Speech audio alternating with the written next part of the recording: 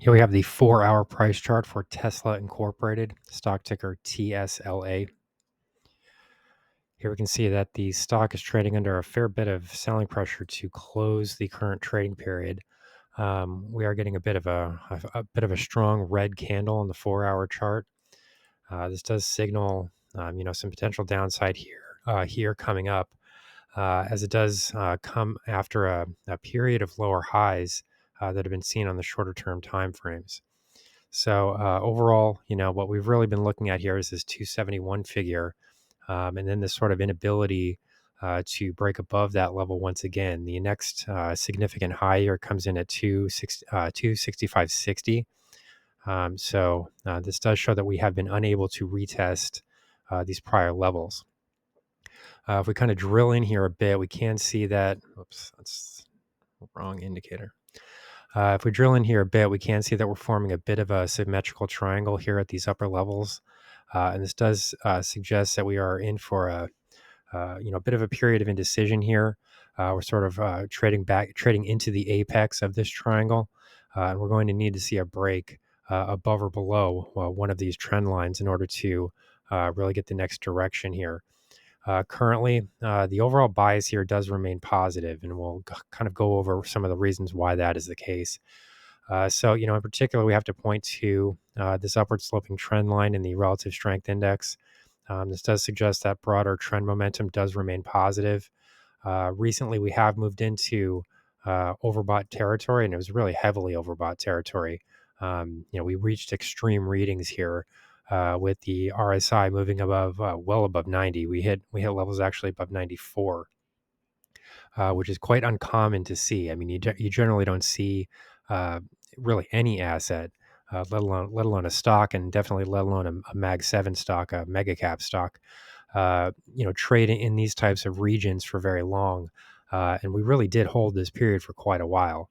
As we can see that we kind of entered into overbought territory in the RSI roughly June 28th. And we did not leave this area until July 11th. So, we're in oversold territory, overbought territory here for about 2 full weeks. I mean, that's an extremely long period of time. And we can see that the slope on this price trend was significant. I mean, you're really taking the escalator here, possibly more like an elevator. So, this is a tremendous price movement in a very short period of time. For these reasons, we do need to start to see some sort of resolution of this overbought trading condition. This can be done in one of two ways. You can either see a significant move to the downside, which can sort of correct an overbought RSI, or you can also just see a period of sideways consolidation. Currently, I would suggest that this price formation here is the latter. I don't believe that these declines here would really be considered significant. Although we did post lows just above 233, so there was a fair bit of movement to the downside, but we did recover this area quite quickly. And we have to remember that this is also being accompanied by a period of broad-based selling pressure that is being experienced throughout the market as a whole. The S&P 500 has seen a lot of selling pressure, the NASDAQ, the Dow, and then within the tech space, the selling pressure has been even more pronounced. So not totally surprising here to see some downside price movements. And in my opinion, we've actually held up here quite well if we compare this price action to some of the other mega cap tech stocks. We can compare this to Meta Platforms or Nvidia, and we can see that we're trading here roughly. We're roughly flat here within a broader trading range. I mean, I am calling this a symmetrical triangle formation.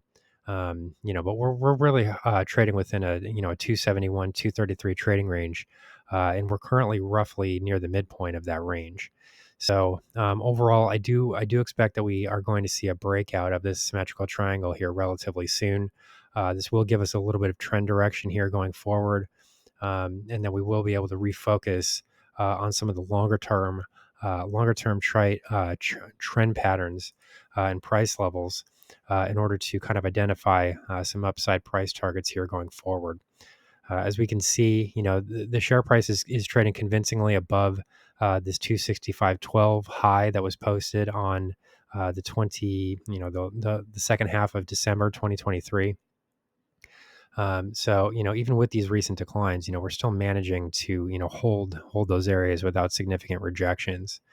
The next price level to the top side from there would come in at this just sub $300 level. We saw price highs of 299. So it would be roughly the middle of July 2023. So just about a year ago, actually. And this would put this same price level back in focus here going forward, as long as we're able to kind of break out of this symmetrical triangle to the top side. To the downside, the levels that I've been pointing to really come in. I'm really calling this a 230, a 220 support level, which remains most significant. Although this is starting to break down a little bit, because we're starting to see, significant rises here in the exponential moving averages. If we kind of move in here once again, we can see that the share price itself has really kind of behaved itself near this yellow line here, which is the 20-period exponential moving average. In prior videos, I have been focusing on this orange line here, which is the 50-period exponential moving average.